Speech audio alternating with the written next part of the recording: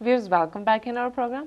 And Dr. ਸਾਹਿਬ ਸਵਾਲ ਦੇ section ਵਿੱਚ ਅੱਜ 23 ਜੁਲਾਈ 2013 8 ਸਾਵਨ ਨਾਨਕਸ਼ਾਹੀ ਸੰਮਤ 545 ਦਾ ਦਿਨ ਹੈ ਤੇ ਸਾਡੇ ਦਰਸ਼ਕਾਂ ਨੂੰ ਦੱਸੋ ਅੱਜ ਦੇ ਦਿਨ ਦੀ ਇਤਿਹਾਸਕ ਅਹਿਮੀਅਤ ਕੀ ਹੈ। ਅੱਜ ਸਭ ਤੋਂ ਪਹਿਲਾਂ ਤਾਂ ਅਸੀਂ ਸਮੂਹ ਦਰਸ਼ਕਾਂ ਨੂੰ 8ਵੇਂ ਪਾਤਸ਼ਾਹ ਗੁਰੂ ਹਰਕ੍ਰਿਸ਼ਨ ਸਾਹਿਬ ਦੇ ਪ੍ਰਕਾਸ਼ ਪੁਰਬ ਦੀ ਮੁਬਾਰਕਬਾਦ ਭੇਟ ਕਰਦੇ ਜੀ। 10ਵੇਂ ਪਾਤਸ਼ਾਹ ਨੇ ਜਿਹਨੂੰ ਸਾਡੇ ਅਰਦਾਸ ਦੇ ਜਿਹੜੇ ਮੁੱਢਲੇ ਸ਼ਬਦ ਨੇ ਉਹਨਾਂ ਦੀ ਲਿਖਤ ਜਦੋਂ 8ਵੇਂ ਪਾਤਸ਼ਾਹ ਵੱਲ ਆਪਣੀ ਡੂੰਘੀ ਸੁਰਤ ਦੇ ਨਾਲ ਦੇਖਿਆ ਤੇ ਉਹਨਾਂ ਦੇ ਉਹ ਸ਼ਬਦ ਨੇ ਜੀ, ਸ਼੍ਰੀ ਹਰਕ੍ਰਿਸ਼ਨ ਧਿਆਈਐ ਜਿਸ ਡਿੱਠੇ ਸਭ ਦੁੱਖ ਜਾਏ ਜੀ, ਕਿ ਉਹਨਾਂ ਦੇ ਦਰਸ਼ਨ ਮਾਤਰ ਦੇ ਨਾਲ ਹੀ ਸਾਰੇ ਦੁੱਖ ਦੂਰ ਹੋ ਜਾਂਦੇ ਨੇ ਜੀ। 5 ਸਾਲ ਦੇ ਲਗਭਗ ਉਮਰ 'ਚ ਗੁਰਗੱਦੀ ਤੇ 8 ਸਾਲ ਦੇ ਲਗਭਗ ਉਮਰ 'ਚ ਜੋਤੀ ਜੋਤ ਸਮਾਣਾ ਜੀ। ਪਰ ਜਿਹੜੇ ਉਹਨਾਂ ਦੇ ਜੀਵਨ ਵਿਚਲੀਆਂ ਘਟਨਾਵਾਂ ਨੇ ਬੇਸ਼ੱਕ ਉਹਦੇ 'ਚ ਇੱਕ ਬੇਖੌਫ ਵਰਤਾਰੇ ਜਿਹੜਾ ਔਰੰਗਜ਼ੇਬ ਦੇ ਸਾਹਮਣੇ ਕਿ ਜੇ ਨਹੀਂ ਮਿਲਣਾ ਉਹਨੂੰ ਤੇ ਨਹੀਂ ਮਿਲੇ ਜੀ। ਦਇਆ ਨਾਲ ਭਰਿਆ ਦਿਲ ਹੈ। ਦਿੱਲੀ 'ਚ ਆਉਂਦੇ ਨੇ, ਦਿੱਲੀ ਦੇ ਵਿੱਚ ਚੇਚਕ ਫੈਲੀ ਹੋਈ ਹੈ, ਬੜੀ ਮਹਾਮਾਰੀ ਹੈ ਜੀ। ਆਪ ਉਹ ਥਾਂ ਥਾਂ 'ਤੇ ਜਾ ਕੇ ਲੋਕ ਦੌੜ ਰਹੇ ਨੇ ਡਰ ਕੇ, ਬੜੇ ਬੜੇ ਉੱਥੋਂ ਦੇ ਨਵਾਬ ਦੂਜੇ ਤੀਜੇ ਵੀ ਸ਼ਹਿਰ ਛੱਡ ਕੇ ਜਾ ਰਹੇ ਨੇ ਔਰ ਗੁਰੂ ਸਾਹਿਬ ਸ਼ਹਿਰ ਦੇ ਵਿੱਚ ਜਾ ਰਹੇ ਨੇ ਲੋਕਾਂ ਦੀ ਮਦਦ ਕਰਨ ਜੀ। ਔਰ ਅੱਜ ਵੀ ਜਦੋਂ ਬੰਗਲਾ ਸਾਹਿਬ ਦੇ ਦਰਸ਼ਨ ਕੀਤੇ ਜਾਣ ਤੇ ਉਹ ਚੁਬੱਚਾ ਜਿਸ ਤੋਂ ਦੇ ਨਾਲ ਸਿਰਫ ਸਿੱਖਾਂ ਦੀ ਨਹੀਂ ਹਰ ਇੱਕ ਦੀ ਸ਼ਰਧਾ ਭਾਵਨਾ ਜੁੜੀ ਹੋਈ ਹੈ। ਬਹੁਤ ਸਾਰੇ ਇਸ ਕਿਸਮ ਦੇ ਵਿਟਨੈਸ ਹੋਣਗੇ ਜਿਹੜੇ ਇਹ ਦੱਸਣਗੇ ਕਿ ਕਿਵੇਂ ਉਹਨਾਂ ਦੀਆਂ ਨਾਮੁਰਾਦ ਬਿਮਾਰੀਆਂ ਜੀ ਜਿਹੜੀਆਂ ਕਿ ਡਾਕਟਰਾਂ ਨੇ ਵੀ ਲਾ ਇਲਾਜ ਕਹਿ ਕੇ ਉਹਨਾਂ ਨੂੰ ਘਰੇ ਤੋਰ ਦਿੱਤਾ ਸੀ, ਉਸ ਥਾਂ ਦੀ ਬਖਸ਼ਿਸ਼ ਦੇ ਨਾਲ ਗੁਰੂ ਤੇ ਫੇਥ ਦੇ ਨਾਲ ਉਹ ਰਾਜ਼ੀ ਹੋਏ ਨੇ। ਇੱਕ ਫੇਥ ਦੀ ਆਪਣੀ ਦੁਨੀਆ ਹੈ, ਇਸ ਨੂੰ ਨਹੀਂ ਚੈਲੰਜ ਕਦੇ ਕੀਤਾ ਜਾ ਸਕਦਾ, ਨਾ ਹੀ ਕਰਨਾ ਚਾਹੀਦਾ ਜੀ ਜੀ ਬਿਲਕੁਲ। ਔਰ ਫਿਰ ਅਸੀਂ ਦੇਖਦੇ ਹਾਂ ਕਿ ਜੇ ਹੰਕਾਰ ਤੋੜਨ ਦੀ ਗੱਲ ਹੈ ਤੇ ਜੇ ਬ੍ਰਾਹਮਣ ਹੰਕਾਰ ਕਰਦਾ ਹੈ ਕਿ ਜੀ ਇਹ ਨਾਂ ਤੁਹਾਡਾ ਹਰਕ੍ਰਿਸ਼ਨ ਰੱਖਿਆ ਹੈ, ਤੁਸੀਂ ਤਾਂ ਕ੍ਰਿਸ਼ਨ ਜੀ ਤੋਂ ਵੀ ਵੱਡੇ ਹੋਏ, ਕ੍ਰਿਸ਼ਨ ਜੀ ਨੇ ਤਾਂ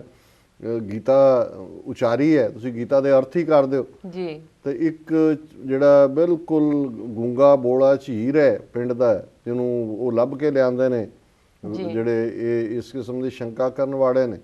ਸੋ ਅੱਜ ਵੀ ਉਹ ਗੁਰਦੁਆਰਾ ਸਾਹਿਬ ਵਿਦਮਾਨ ਹੈ, ਗੁਰੂ ਹਰਕ੍ਰਿਸ਼ਨ ਸਾਹਿਬ ਛੜੀ ਉਹਦੇ ਸਿਰ ਤੇ ਰੱਖਦੇ ਨੇ, ਉਹ ਗੀਤਾ ਦੇ ਅਰਥ ਕਰਕੇ ਦੱਸਦੇ ਜੀ। ਹੁਣ ਇਸ ਨੂੰ ਠੀਕ ਹੈ ਹਰ ਇੱਕ ਦਾ ਅੱਜ ਵੀ ਅਸੀਂ ਕਰਾਮਾਤਾਂ ਦੇ ਖਿਲਾਫ ਜਾਂ ਦੂਸਰੇ ਗੱਲਾਂ ਕਰਨ ਵਾਲੇ ਵੀ ਹੈ, ਸੁਣਨ ਵਾਲੇ ਵੀ ਹੈ, ਦੂਸਰੇ ਵੀ ਹੈ, ਪਰ ਕਿਤੇ ਨਾ ਕਿਤੇ ਇਹ ਜਿਹੜਾ ਇਸ ਕਿਸਮ ਦਾ ਰੂਹਾਨੀ ਪਾਰਟ ਹੈ ਉਹਨੂੰ ਠੀਕ ਹੈ ਸਿੰਪਲ ਐਕਸਪਲੇਨੇਸ਼ਨ ਦੇਣ ਵਾਲੇ ਕਹਿਣਗੇ ਕਿ ਜੀ ਬ੍ਰਾਹਮਣ ਸਮਝਦੇ ਸੀ ਵੀ ਸੰਸਕ੍ਰਿਤ ਕਿਸੇ ਨੂੰ ਹੋਰ ਆਉਂਦੀ ਨਹੀਂ ਸਾਡੇ ਬਿਨਾਂ, ਤੇ ਗੁਰੂ ਦੀ ਛੋਹ ਨਾਲ ਜਿਹੜੇ ਨੇ ਉਹ ਦੂਸਰੇ ਬਿਲਕੁਲ ਜਿਨ੍ਹਾਂ ਕੋਲ ਹੱਕ ਵੀ ਨਹੀਂ ਸੀ ਵਿਦਿਆ ਲੈਣ ਦਾ ਉਹਨਾਂ ਨੇ ਵਿਦਿਆ ਇਸ ਕਿਸਮ ਦੀ ਐਕਸਪਲੇਨੇਸ਼ਨ ਇੱਕ ਡਿਫਰੈਂਟ ਗੱਲ ਹੈ। ਪਰ ਜੇ 10ਵੇਂ ਪਾਤਸ਼ਾਹ ਇਹ ਫਰਮਾਉਂਦੇ ਨੇ ਕਿ ਸ਼੍ਰੀ ਹਰਕ੍ਰਿਸ਼ਨ ਧਿਆਈਏ ਜਿਸ ਡਿੱਠੇ ਸਭ ਦੁੱਖ ਜਾਏ, ਤੇ ਗੁਰੂ ਹਰਕ੍ਰਿਸ਼ਨ ਸਾਹਿਬ ਸੱਚਮੁੱਚ ਉਹ ਸਤਿਗੁਰੂ ਨੇ ਜਿਨ੍ਹਾਂ ਦੇ ਦਰਸ਼ਨ ਮਾਤਰ ਨਾਲ, ਔਰ ਇਹਦੇ 'ਚ ਕੋਈ ਸ਼ੱਕ ਨਹੀਂ ਹੈ ਕਿ ਗੁਰਮੂਰਤ ਗੁਰ ਸ਼ਬਦ ਹੈ ਸਤਿਗੁਰ ਦੀਆ ਬੁਝਾਏ ਜੀਓ, ਉਹ ਜਿਹੜੇ ਦੂਸਰੇ ਕਰਨ ਵਾਲਿਆਂ ਨੇ ਫਿਰ ਇਸ ਕਿਸਮ ਦੀ ਗੱਲ ਕਹਿਣਗੇ, ਪਰ ਗੁਰੂ ਦੇ ਦੀਦਾਰ ਨਾਲ ਹੀ ਗੁਰੂ ਦੇ ਸਨਮੁਖ ਸਮਰਪਣ ਕਰਕੇ ਹੀ ਗੁਰੂ ਸ਼ਬਦ ਦੇ ਉੱਤੇ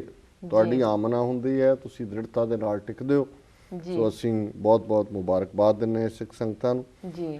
ਅੱਜ ਦੇ ਦਿਨ ਹੀ ਬਾਬਾ ਅਟਲ ਜੀ 1627 ਦੇ ਵਿੱਚ 23 ਜੁਲਾਈ ਨੂੰ ਬਾਬਾ ਅਟਲ ਗੁਰੂ ਹਰਗੋਬਿੰਦ ਸਾਹਿਬ ਦੇ ਸਪੁੱਤਰ ਸਨ, ਬੜੇ ਕੈਰਿਜ਼ਮੈਟਿਕ ਔਰ ਇੱਕ ਲੰਬੀ ਸਾਖੀ ਹੈ ਉਹਨਾਂ ਦੇ ਜੀਵਨ ਨਾਲ ਜੁੜੀ ਵੀ ਜਿਹਦੇ ਮੈਂ ਵੇਰਵੇ 'ਚ ਨਹੀਂ ਜਾਂਦਾ, ਪਰ ਅੱਜ ਵੀ ਬਾਬਾ ਅਟਲ ਪੱਕੀ ਪਕਾਈ ਘਲ ਇਹ ਫਰੇਜ਼ ਅੰਮ੍ਰਿਤਸਰ ਦੀਆਂ ਜਿਵੇਂ ਸੰਗਤਾਂ ਉਸ ਥਾਂ ਤੇ ਕਦੇ ਕੋਈ ਭੁੱਖਾ ਨਹੀਂ ਸੌਂਦਾ ਜੀ, ਔਰ ਸਾਰਾ ਦਿਨ ਜਾਓ ਕਿਤੇ ਨਾ ਕਿਤੇ ਕੋਈ ਮਿੱਸੀਆਂ ਰੋਟੀਆਂ ਵਰਤਾ ਰਿਹਾ, ਕੋਈ ਖੀਰ ਵਰਤਾ ਰਿਹਾ, ਕੋਈ ਹੋਰ ਕਰ ਰਿਹਾ ਜੀ ਜੀ। ਸੋ ਇਹ ਜਿਹੜੀ 6 ਮੰਜ਼ਿਲਾ 7 ਮੰਜ਼ਿਲਾ ਇਮਾਰਤ ਕਿਸੇ ਵੇਲੇ ਬਾਬਾ ਅਟਲ ਦੀ ਅੰਮ੍ਰਿਤਸਰ ਦੀਆਂ ਸਭ ਤੋਂ ਉੱਚੀਆਂ ਇਮਾਰਤਾਂ 'ਚੋਂ ਸੀ ਜੀ। ਔਰ ਮੈਨੂੰ ਯਾਦ ਹੈ ਵੀ ਬਚਪਨ ਦੇ ਵਿੱਚ ਅਸੀਂ ਵੀ ਉੱਪਰ ਜਾ ਕੇ ਸਾਰੇ ਸ਼ਹਿਰ ਨੂੰ ਦੇਖਦੇ ਸੀ। ਹੁਣ ਤਾਂ ਬਿਊਟੀਫਿਕੇਸ਼ਨ ਦੇ ਨਾਂ ਥੱਲੇ ਉਹਨਾਂ ਨੇ ਸਾਰਾ ਕੁਝ ਹੀ ਬਦਲ ਕੇ ਰੱਖ ਦਿੱਤਾ ਜੀ। ਹੁਣ ਤਾਂ ਹਰਿਮੰਦਰ ਸਾਹਿਬ ਦੇ ਸਾਹਮਣੇ ਪਲਾਜ਼ਾ ਬਣਾ ਰਿਹਾ ਹੈ ਸੁਖਬੀਰ ਬਾਦਲ ਜੀ, ਉੱਥੇ ਜਾ ਕੇ ਹੁਣ ਪਲਾਜ਼ੇ ਯਾਦ ਆਣਗੇ।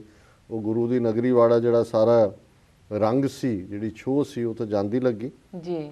1707 ਦੇ ਵਿੱਚ 10ਵੇਂ ਪਾਤਸ਼ਾਹ ਗੁਰੂ ਗੋਬਿੰਦ ਸਿੰਘ ਸਾਹਿਬ ਤੇ ਬਹਾਦਰ ਸ਼ਾਹ ਦੀ ਮੁਲਾਕਾਤ ਹੁੰਦੀ ਹੈ, ਔਰ ਕਿਉਂਕਿ ਇਹਦਾ ਨਾਮ ਮੁਅੱਜ਼ਮ ਹੈ ਇਸ ਨੂੰ ਗੱਦੀ ਦੀਵਾਨ ਦੇ ਵਿੱਚ ਵੀ ਗੁਰੂ ਸਾਹਿਬ ਦੇ ਨਾਲ ਕਿਉਂਕਿ ਭਾਈ ਨੰਦ ਲਾਲ ਰਾਏ ਦੂਸਰਿਆਂ ਰਾਏ ਨੇ ਪਹੁੰਚ ਕੀਤੀ, ਕੰਪਰੋਮਾਈਜ਼ ਹੋਇਆ ਜਾਂ ਇੱਕ ਐਗਰੀਮੈਂਟ ਹੋਇਆ ਰਾਦਰ ਜੀ ਕਿ ਭਾਈ ਜਿਨ੍ਹਾਂ ਨੇ ਜ਼ੁਲਮ ਕੀਤੇ ਨੇ ਪੰਜਾਬ 'ਚ ਲੋਕਾਂ ਤੇ, ਉਹ ਸਾਡੇ ਹਵਾਲੇ ਕੀਤੇ ਜਾਣਗੇ, ਮੁੜ ਕੇ ਕਿਸੇ ਦੇ ਧਰਮ 'ਚ ਦਖਲਅੰਦਾਜ਼ੀ ਨਹੀਂ ਹੋਏਗੀ ਔਰ ਹਰ ਇੱਕ ਨੂੰ ਆਪਣੇ ਅਕੀਦੇ ਮੁਤਾਬਕ ਜਿਉਣ ਦਾ ਹੱਕ ਹੋਏਗਾ। ਜੀ ਸੋ ਇਸ ਮੁਲਾਕਾਤ 'ਚ ਵੀ ਬਹਾਦਰ ਸ਼ਾਹ ਨੇ ਬੜਾ ਆਪਣਤ ਦਿਖਾਈ। 60-70 ਹਜ਼ਾਰ ਦੀ ਕੀਮਤ ਦਾ ਬੜਾ ਕੀਮਤੀ ਜਿਹੜਾ ਜੜਾਓ ਸਿਰੋਪਾਓ ਰੂਪ 'ਚ ਵੀ ਦਿੱਤਾ, ਬਖਸ਼ਿਆ। ਜੀ ਜਿਵੇਂ ਉਹਨਾਂ ਦਾ ਦਰਬਾਰੀਆਂ ਦਾ ਇੱਕ ਵਰਡ ਹੈ, ਮੈਂ ਇਸ ਲਈ ਇਹ ਕਿਹਾ, ਬਖਸ਼ਿਸ਼ ਸਾਡੇ ਲਈ ਤਾਂ ਗੁਰੂ ਦੀ ਹੈ, ਪਰ ਜਦੋਂ ਤੁਸੀਂ ਉਹਨਾਂ ਦਾ ਹਿਸਟੋਰੀਕਲ ਪਰਸ਼ਨ ਰੈਕਡ ਦੇਖਦੇ ਹੋ ਜੀ ਜੀ ਤੇ ਇਹ ਹੈ। ਸੋ ਗੁਰੂ ਸਾਹਿਬ ਨੇ ਉੱਥੇ ਪਹਿਨਿਆ ਵੀ ਨਹੀਂ ਹੈ ਉਹ,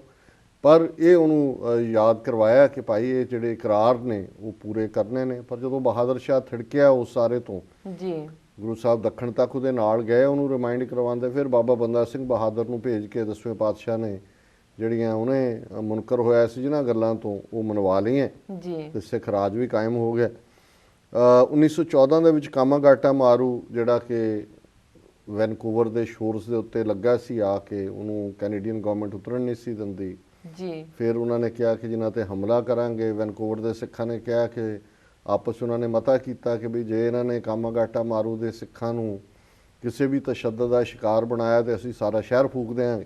ਜੀ ਜੀ ਸੋ ਉਸ ਮਾਹੌਲ ਦੇ ਵਿੱਚ ਉਹਨਾਂ ਨੂੰ ਵਾਪਸ ਜਾਣ ਲਈ ਉਹਨਾਂ ਨੇ ਸਮੱਗਰੀ ਵਗੈਰਾ ਜੋ ਉਹਨਾਂ ਦੀਆਂ ਨੀਡ ਸੀ ਪ੍ਰੋਵਾਈਡ ਕਰਕੇ ਅੱਜ ਦੇ ਦਿਨ ਜਹਾਜ਼ ਜਿਹੜਾ ਕੈਨੇਡੀਅਨ ਸ਼ੋਰਸ 'ਚੋਂ ਵਾਪਸ ਨਿਕਲਿਆ। ਜੀ ਤੇ 1985 ਦੇ ਵਿੱਚ ਰਾਜੀਵ ਗਾਂਧੀ ਤੇ ਲੌਂਗੋਵਾਲ ਦੀ ਅੱਜ ਮੁਲਾਕਾਤ ਹੋਈ, ਜਿਸ ਚੋਂ ਫਿਰ ਉਹ ਗਦਾਰੀ ਵਾਲਾ ਰਾਜੀਵ ਲੌਂਗੋਵਾਲ ਅਕੋਰਡ ਨਿਕਲਿਆ। ਜੀ ਵਰਲਡ ਹਿਸਟਰੀ ਦੇ ਹਵਾਲੇ ਨਾਲ 636 ਦੇ ਵਿੱਚ ਅਰਬਾਂ ਨੇ ਫਲਸਤੀਨ ਦੇ ਬਹੁਤ ਸਾਰੇ ਇਲਾਕੇ ਦੇ ਉੱਤੇ ਕਬਜ਼ਾ ਕੀਤਾ ਬਾਈਜ਼ੈਂਟਾਈਨ ਅੰਪਾਇਰ ਤੋਂ ਖੋਹ ਕੇ।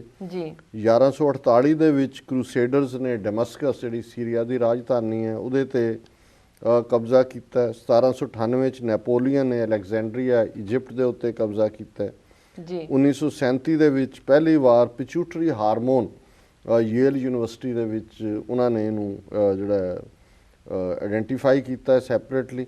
ਜੀ 2012 ਦੇ ਵਿੱਚ ਅਮਰੀਕਾ ਦੀ ਜਿਹੜੀ ਪਹਿਲੀ ਫੀਮੇਲ ਐਸਟਰੋਨੌਟ ਸੀ ਜਿਹੜੀ ਕਿ ਪੁਲਾੜ ਦੇ ਵਿੱਚ ਗਈ, ਸੈਲੀ ਰਾਈਡ, ਜੀ ਉਹਦੀ 61 ਸਾਲ ਦੀ ਉਮਰ ਦੇ ਵਿੱਚ ਕੈਂਸਰ ਦੇ ਨਾਲ, ਪੈਨਕ੍ਰੀਆਟਿਕ ਕੈਂਸਰ ਦੇ ਨਾਲ ਮੌਤ ਹੋਈ। ਜੀ ਡਾਕਟਰ ਸਾਹਿਬ ਤੁਹਾਡਾ ਬਹੁਤ-ਬਹੁਤ ਸ਼ੁਕਰੀਆ, ਤੁਸੀਂ ਸਾਡੇ ਦਰਸ਼ਕਾਂ ਨੂੰ ਅੱਜ ਦੇ ਦਿਨ ਦੀ ਇਤਿਹਾਸਿਕ ਅਹਿਮੀਅਤ ਦੱਸੀ। ਤੇ ਹੁਣ ਸਾਡਾ ਪਹਿਲਾ ਸਵਾਲ ਹੈ, ਬੀਜੇਪੀ ਦੇ ਪ੍ਰਧਾਨ ਰਾਜਨਾਥ ਸਿੰਘ ਨੇ ਕਿਹਾ ਹੈ ਕਿ ਅਮਰੀਕਾ ਨੂੰ ਦੇਰ ਜਾਂ ਸਵੇਰ ਨਰਿੰਦਰ ਮੋਦੀ ਨੂੰ ਵੀਜ਼ਾ ਦੇਣਾ ਹੀ ਪਵੇਗਾ। ਹਾਂ ਡਾਕਟਰ ਸਾਹਿਬ ਦੇਖੋ, ਇਹ ਹਿੰਦੂ ਤਵੀਆਂ ਦੀ ਹੁਣ ਐਰੋਗੈਂਸ ਦੇਖੋ, ਇਹਨਾਂ ਦਾ ਭੂਤਰਿਆ ਦਿਮਾਗ ਦੇਖੋ। ਇੱਥੇ ਆਇਆ ਹੋਇਆ ਅੱਜ ਕੱਲ ਜੀ 4-5 ਦਿਨ ਦੇ ਦੌਰੇ ਤੇ ਨਿਊ ਜਰਸੀ ਸਟੇਟ ਸਾਡੇ ਲਾਗਲੀ ਜਿਹੜੀ ਹੈ ਨਿਊਯਾਰਕ ਦੀ, ਜੀ ਉਹਦੇ 'ਚ ਇੱਕ ਟੀਵੀ ਏਸ਼ੀਆ ਇਹਨਾਂ ਦਾ ਹੀ ਫਰੰਟ ਹੈ, RSS ਦਾ ਹੀ ਉਹ ਟੀਵੀ ਚੈਨਲ ਹੈ, ਉਹਨਾਂ ਦੇ ਆਡੀਟੋਰੀਅਮ 'ਚ ਜੀ ਉਹਨੇ ਐਡਰੈਸ ਕੀਤਾ ਬਹੁਤ ਵੱਡੇ ਇਕੱਠ ਨੂੰ। ਸਾਰੇ ਗੁਜਰਾਤੀ ਰਹਿੰਦੇ ਨੇ, ਨਿਊ ਜਰਸੀ ਤਾਂ ਉਹਨਾਂ ਦੀ ਕੈਪੀਟਲ ਹੈ। ਜੀ ਜੀ ਔਰ ਉਹਦੇ 'ਚ ਉਹਨੇ ਜਿਹੜੀ ਗੱਲ ਕਹੀ, ਉਹਨੇ ਕਿਹਾ ਕਿ ਜੀ ਵੀ ਇਹੀ ਨਹੀਂ, ਉਹਨੇ ਕਿਹਾ ਜੀ ਸੂਨਰ ਔਰ ਲੇਟਰ, ਜੀ ਹਨੇਰੇ ਜਾਂ ਸਵੇਰੇ, ਦੇਰ ਜਾਂ ਸਵੇਰ ਵੀਜ਼ਾ ਦੇਣਾ ਹੀ ਪਏਗਾ। ਇਹਦੇ ਕੋਲੋਂ ਚੰਗਾ ਹੈ ਕਿ ਵੀ ਬਾਅਦ 'ਚ ਦੇਣ ਨਾਲੋਂ ਹੁਣੇ ਹੀ ਦੇ ਦਿਓ। ਔਰ ਉਹਨੇ ਕਿਹਾ ਕਿ ਜੀ ਮੈਂ 5 ਦਿਨਾਂ ਦੌਰੇ ਤੇ ਹਾਂ ਤੇ ਮੈਂ ਜਦੋਂ ਅਮਰੀਕਨ ਲਾਅ ਮੇਕਰਸ ਔਰ ਐਡਮਿਨਿਸਟ੍ਰੇਸ਼ਨ ਨਾਲ ਮਿਲਾਂਗਾ ਤੇ ਮੈਂ ਨਰਿੰਦਰ ਮੋਦੀ ਨੂੰ ਜਿਹੜਾ ਵੀਜ਼ਾ ਦੇਣ ਦਾ ਇਸ਼ੂ ਹੈ ਇਸ ਨੂੰ ਮੈਂ ਚੁੱਕਾਂਗਾ। ਜੀ ਤੇ ਉਹਦੇ 'ਚ ਉਹਨੇ ਇੱਕ ਗੱਲ ਹੋਰ ਕਹੀ, ਉਹਨੇ ਕਿਹਾ ਜੀ India needs a leader of vision with firm hand. ਜੀ ਹੁਣ ਮਾਈਨੋਰਿਟੀਜ਼ ਨੂੰ ਮਾਰਨਾ, ਹਜ਼ਾਰਾਂ ਮੁਸਲਮਾਨਾਂ ਦਾ ਕਤਲੇਆਮ, ਇਹ ਫਰਮ ਹੈਂਡ ਹੈ ਇਹਨਾਂ ਦੇ ਲਈ। ਇਹ ਇਹਨਾਂ ਦੀ ਡੈਫੀਨੇਸ਼ਨ ਹੈ ਫਰਮ ਹੈਂਡ ਦੀ। ਇੰਦਰਾ ਗਾਂਧੀ ਵੀ ਦੁਰਗਾ ਇਸ ਲਈ ਹੈ ਕਿ ਉਹਨੇ ਹਜ਼ਾਰਾਂ ਸਿੱਖਾਂ ਦਾ ਕਤਲੇਆਮ ਕੀਤਾ, ਨਸਲਕੁਸ਼ੀ ਕੀਤੀ। ਜੀ ਸੋ ਨਾਲ ਹੀ ਹੁਣ ਇਹਨਾਂ ਦਾ ਭੁਤਰਿਆਪਨ ਦੇਖੋ। ਉਹਨੇ ਕਿਹਾ ਜੀ 2014 ਇਲੈਕਸ਼ਨ 2014 ਸਾਡਾ ਮੋਟੋ ਇਹ ਹੈ, ਜੀ India A global leader and player, not just economically and strategically but also spiritually and culturally। ਤੁਸੀਂ ਦੇਖੋ ਵੀ ਕਿਆ ਪਿੱਦੀ ਕਾ ਸ਼ੋਰਬਾ ਜੀ ਵੀ ਦੁਨੀਆ ਦੇ ਸਭ ਤੋਂ ਜ਼ਿਆਦਾ ਭੁੱਖੇ ਤੁਹਾਡੇ ਮੁਲਕ 'ਚ ਰਹਿੰਦੇ ਨੇ। ਰੇਪ ਕੈਪੀਟਲ ਤੁਹਾਡਾ ਦੇਸ਼ ਬਣਿਆ ਹੋਇਆ ਹੈ। ਕਿਸਾਨ ਤੁਹਾਡੇ ਲੱਖਾਂ ਦੀ ਗਿਣਤੀ 'ਚ ਪਿਛਲੇ ਸਾਲਾਂ 'ਚ ਆਤਮਘਾਤ ਕਰ ਚੁੱਕੇ ਨੇ। ਜੀ ਜੀ ਟੈਲੈਂਟ ਤੁਹਾਡਾ ਬਾਹਰ ਨੂੰ ਦੌੜ ਰਿਹਾ ਹੈ। ਉੱਥੇ ਅੱਜ ਕੋਈ ਜਾ ਕੇ ਇਹ ਕਹੇ ਵੀ ਜਿੰਨੇ ਹਿੰਦੁਸਤਾਨ 'ਚ ਰਹਿੰਦੇ ਨੇ ਸਭ ਨੂੰ ਗ੍ਰੀਨ ਕਾਰਡ ਮਿਲੇਗਾ ਅਮਰੀਕਾ ਦਾ, ਤਾਂ ਉੱਥੇ ਕੁੱਤੇ ਵੀ ਨਹੀਂ ਰਹਿਣੇ ਇਹਨਾਂ ਦੇ। ਜਿਹੜੇ ਇਹ ਕਹਿੰਦੇ ਨੇ ਨਾ ਕੁੱਤੇ ਸਾਡੇ ਪੂਜਨੀਕ ਨੇ, ਉਹ ਕੁੱਤਿਆਂ ਨੇ ਵੀ ਕਹਿਣਾ ਵੀ ਸਾਨੂੰ ਲੈ ਚਲੋ ਗ੍ਰੀਨ ਕਾਰਡ ਦੇ ਦਿਓ, ਦਵਾ ਦਿਓ। ਇੱਕ ਵੀ ਨਾ ਰਹੇ ਜਿਹੜਾ ਬੜਾ ਪ੍ਰਾਈਡ ਔਰ ਬੜੀ ਸਟ੍ਰੈਟੇਜਿਕਲੀ ਔਰ ਬੜਾ ਕਲਚਰਲ ਦੁਨੀਆ ਦੀ ਪਾਵਰ ਬਣ ਰਹੇ ਨੇ। ਸੋ ਅਸੀਂ ਸਮਝਦੇ ਹਾਂ ਵੀ ਇਸ ਚੈਲੰਜ ਨੂੰ ਸਾਨੂੰ ਲੈਣ ਦੀ ਲੋੜ ਹੈ ਜੀ। ਔਰ ਅਸੀਂ ਬਾਕੀ ਇੱਥੋਂ ਦੀਆਂ ਧਿਰਾਂ ਨਾਲ ਮਿਲ ਕੇ ਅਮਰੀਕਨ ਐਡਮਿਨਿਸਟ੍ਰੇਸ਼ਨ ਤੇ ਫਿਰ ਇਹ ਕੈਂਪੇਨ ਕਰਾਂਗੇ ਜਿਵੇਂ 2005 ਦੇ ਵਿੱਚ ਕੀਤੀ ਸੀ ਜੀ ਜਦੋਂ ਕਿ ਇਹਨੂੰ ਡਿਨਾਈ ਕੀਤਾ ਵੀਜ਼ਾ ਅਮਰੀਕਾ ਦਾ ਕਿ ਵੀ ਇਹ ਕਾਤਲ ਜਿਹੜਾ ਹੈ ਹਿਟਲਰ ਇਨ ਦਾ ਮੇਕਿੰਗ ਮਰਡਰਰ, ਇਹ ਅਮਰੀਕਨ ਸੋਇਲ ਜਿਹੜੀ ਫਰੀडम ਲਵਰਸ ਦੀ ਸੋਇਲ ਹੈ ਜਿੱਥੇ ਬਰਾਬਰੀ ਦੇ ਹੱਕ ਨੇ, ਇਸ ਧਰਤੀ ਤੇ ਇਹਦੇ ਗੰਦੇ ਪੈਰ ਜਿਹੜੇ ਨੇ ਇਸ ਹਿਟਲਰ ਦੇ ਇਹ ਨਹੀਂ ਪੈਣੇ ਚਾਹੀਦੇ। ਸੋ ਲੇਕਿਨ ਇਹਨਾਂ ਦਾ ਪੁੱਤਰਿਆਪਨ ਦੇਖੋ ਵੀ ਇਹ ਕੀ ਨੇ। ਜੀ ਡਾਕਟਰ ਸਾਹਿਬ, ਪ੍ਰੋਗਰਾਮ ਦੇ ਸਮੇਂ ਨੂੰ ਮੁੱਖ ਰੱਖਦੇ ਹਾਂ ਅਸੀਂ ਸਵਾਲ ਜਵਾਬ ਦਾ ਸਿਲਸਿਲਾ ਇੱਥੇ ਬੰਦ ਕਰਦੇ ਹਾਂ ਤੇ ਸਾਡੇ ਦਰਸ਼ਕਾਂ ਨੂੰ ਦੱਸੋ ਅੱਜ ਦਾ ਵਿਚਾਰ ਕੀ ਹੈ। ਅੱਜ ਦੇ ਵਿਚਾਰ ਲਈ ਅਸੀਂ ਗੁਰੂ ਨਾਨਕ ਸਾਹਿਬ ਦੇ ਸ਼ਲੋਕ, 2 ਸ਼ਲੋਕ 12 ਤੇ ਵਧੇਕ ਜੀ ਉਹਦੇ ਚੋਂ ਚੁਣੇ ਨੇ। ਪਹਿਲਾ ਤਾਂ ਹੱਠ ਯੋਗ, ਅੱਜ ਸਿੱਖਾਂ ਦਾ ਵੀ ਇੱਕ ਤਬਕਾ ਯੋਗੀਆਂ ਦੇ ਮਗਰ ਲੱਗਿਆ, ਕੋਈ ਪੁੱਠਾ ਲਟਕ ਰਿਹਾ, ਭਾਵੇਂ ਮੁੜ ਕੇ ਬਾਂਹ ਤੜਾਈ ਹੁੰਦੀ ਹੈ, ਪੁੱਠਾ ਯੋਗਾ ਕਰਦੇ ਆ ਜੀ, ਅੱਧਿਆਂ ਨੇ ਤੜਾਈਆਂ ਹੁੰਦੀਆਂ ਜਿਹੜੇ ਫਿਰ ਜਾਂਦੇ ਨੇ ਕਿ ਜੀ ਸਾਨੂੰ ਤਾਂ ਪਤਾ ਹੀ ਨਹੀਂ ਲੱਗਾ, ਇਹ ਤਾਂ ਯੋਗਾ ਕਰ ਰਹੇ ਸੀ ਜੀ। ਸੋ ਇਹ ਸਾਰਾ ਹੱਠ ਯੋਗ ਹੈ ਔਰ ਹੱਠ ਦੇ ਨਾਲ ਕੁਝ ਵੀ ਹਾਸਲ ਕਰਨ ਦੀ ਗੱਲ, ਕਿਉਂਕਿ ਇਹ ਅਲਟੀਮੇਟਲੀ ਸਪਿਰਿਚੁਅਲ ਪਾਰਟ ਹੈ ਉਹਨਾਂ ਦਾ। ਯੋਗਾ ਪਤੰਜਲੀ ਦਾ ਅਸ਼ਟਾਂਗ ਯੋਗਾ ਇੱਕ ਹਿੱਸਾ ਹੈ, ਉਹਨਾਂ ਦੇ 8 ਅੰਗ ਨੇ ਯੋਗਾ ਦੇ, ਉਹਦਾ ਇੱਕ ਹਿੱਸਾ ਹੈ ਜੀ ਜੀ। ਔਰ ਇਸ ਹੱਠ ਨੂੰ ਜਾਂ ਹੱਠ ਯੋਗ ਨੂੰ ਜਿਹੜਾ ਅਸ਼ਟਾਂਗ ਯੋਗਾ ਚੋਂ ਨਿਕਲਦਾ ਹੈ, ਗੁਰੂ ਨਾਨਕ ਸਾਹਿਬ ਨੇ ਪੂਰੀ ਤਰ੍ਹਾਂ ਨਕਾਰਿਆ, ਪੂਰੀ ਤਰ੍ਹਾਂ ਰੱਦ ਕੀਤਾ। ਔਰ ਇਹ ਗੁਰੂ ਸਾਹਿਬ ਦਾ ਸ਼ਲੋਕ ਹੈ, ਤਨ ਨ ਤਪਾਏ ਤਨੂਰ ਜਿਉ, ਬਾਲਣ ਹੱਡ ਨਾ ਬਾਲ, ਸਿਰ ਪੈਰੀ ਕਿਆ ਫੇੜਿਆ, ਅੰਦਰ ਪਿਰੀ ਸਮਾਲ। ਕਿ ਵੀ ਤੂੰ ਭੁੱਖਾ ਰਹਿ ਕੇ ਸਰਦੀਆਂ ਦੇ ਵਿੱਚ ਕੱਪੜੇ ਲਾ ਕੇ ਕਿ ਮੈਂ ਠੰਡ ਜਰਨੀ ਹੈ, ਗਰਮੀਆਂ 'ਚ ਉੱਥੋਂ ਦੀ 4 ਕੰਬਲ ਲੈ ਕੇ ਕਿ ਜੀ ਮੈਂ, ਉਹਨੂੰ ਕਿਹਾ ਵੀ ਇਹ ਤਨ ਨੂੰ ਤੰਦੂਰ ਕਿਉਂ ਬਣਾਇਆ ਹੋਇਆ, ਤੈਨੂੰ ਕਿਹਨੇ ਕਿਹਾ ਵੀ ਤਨ ਦਾ ਤੰਦੂਰ ਬਣਾਏ। ਜੀ ਜੀ। ਤਨ ਨਾ ਤਪਾਏ ਤਨੂਰ ਜਿਉ, ਬਾਲਣ ਹੱਡ ਨਾ ਬਾਲ। ਤੇ ਤੂੰ ਆਪਣੇ ਹੱਡਾਂ ਨੂੰ ਬਾਲਣ ਬਣਾਇਆ ਹੋਇਆ ਤੰਦੂਰ 'ਚ ਪਾਉਣ ਦੇ ਲਈ, ਜਿਹੜੀ ਤਕਲੀਫ ਸਹਿਣੀ ਹੈ ਉਹ ਇਵੇਂ ਹੀ ਹੈ ਕਿ ਸਰੀਰ ਬਾਲਣ ਹੈ ਤੇ ਤਨ ਤੰਦੂਰ ਹੈ। ਤੂੰ ਹੱਠ ਯੋਗਾ ਔਰ ਉਸ ਕਿਸਮ ਦੇ ਆਪਣੇ ਆਪ ਨੂੰ ਡਿਸਪਲਿਨ 'ਚੋਂ ਕੱਢ ਰਹੇ ਜੀ। ਸਿਰ ਪੈਰੀ ਕਿਆ ਫੇੜਿਆ, ਉਹ ਭਾਈ ਸਿਰ ਤੇ ਪੈਰਾਂ ਨੇ ਤੇਰਾ ਕੀ ਵਿਗਾੜਿਆ, ਕਿਤੇ ਪੁੱਠਾ ਲਟਕ ਰਿਹਾ ਪੈਰਾਂ ਸਿਰ ਪਰ ਨੇ, ਕੋਈ ਇਹਨਾਂ ਨੇ ਤੇਰਾ ਕੀ ਵਿਗਾੜਿਆ। ਜੀ ਜੀ। ਇਦਾਂ ਰੱਬ ਮਿਲੇਗਾ ਪੁੱਠਾ ਲਟਕ ਕੇ, ਜੀ। ਤਨ ਨੂੰ ਤਕਲੀਫ ਦੇ ਕੇ, ਆਪਣੇ ਹੱਡਾਂ ਨੂੰ ਤਕਲੀਫ ਦੇ ਕੇ, ਭੁੱਖੇ ਰਹਿ ਕੇ, ਪਿਆਸੇ ਰਹਿ ਕੇ। ਜੀ ਜੀ। ਗੁਰੂ ਸਾਹਿਬ ਕਹਿੰਦੇ ਨੇ ਸਿਰ ਪੈਰੀ ਕਿਆ ਫੇੜਿਆ, ਅੰਦਰ ਪਿਰੀ ਸਮਾਲ। ਕਿ ਤੇਰਾ ਪਿਆਰਾ, ਤੇਰਾ ਬਿਲਵਡ, ਤੇਰਾ ਰੱਬ ਜਿਹੜਾ ਹੈ ਉਹ ਤਾਂ ਤੇਰੇ ਅੰਦਰ ਹੈ, ਫਿਰ ਤੇਰਾ ਪਿਆਰਾ, ਉਹਨੂੰ ਸੰਭਾਲ।